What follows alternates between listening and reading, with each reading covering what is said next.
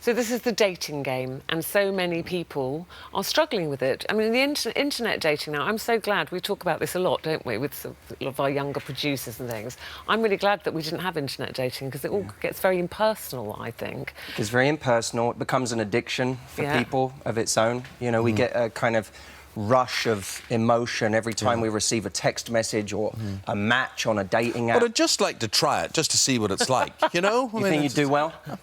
Who knows? How do you think you'd do on online Who knows? Well, you probably do all right. Do all right. But I think the thing is, one of the reasons why we're talking about it, we work in an industry which there's a lot of women work in this industry. They work very, very long hours. There are very few men working on a programme like something like This Morning.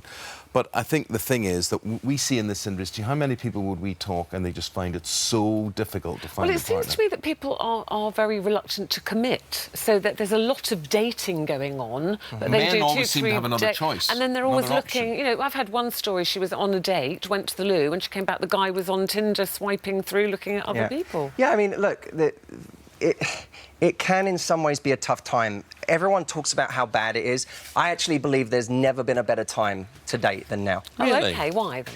Because there is, firstly, we have more people than ever who cannot socialise. Right? You have a new generation coming up who have never really learned. They grew up with online dating. Then you have an ageing generation who are getting rusty because they've become addicted to their devices. They're always looking down, they're never looking up. What my company specialises in is getting people to be great at the skills we've always needed. Which is getting out there, being good in a room, being good on a date. So are you doing it the old-fashioned way? Is that what you're trying to say? It's applying skills that have always been important to modern-day dating. Because if you're a woman right now and you're on Tinder or one of the dating apps, you're up against so many guys who are lowering the standard of the way they treat women. Now, when women now have accepted, too many have accepted that that's just the way it is. Well, if you're on a sinking ship and everyone's running that direction, you have to be the one walking that direction.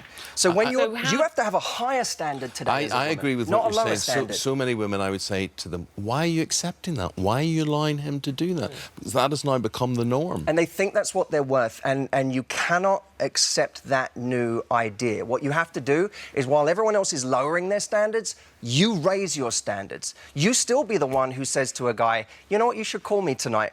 While everyone else is complaining, guys never call anymore. You have to be the one who says, you should call me tonight. I'd like to hear your voice. I'll tell you what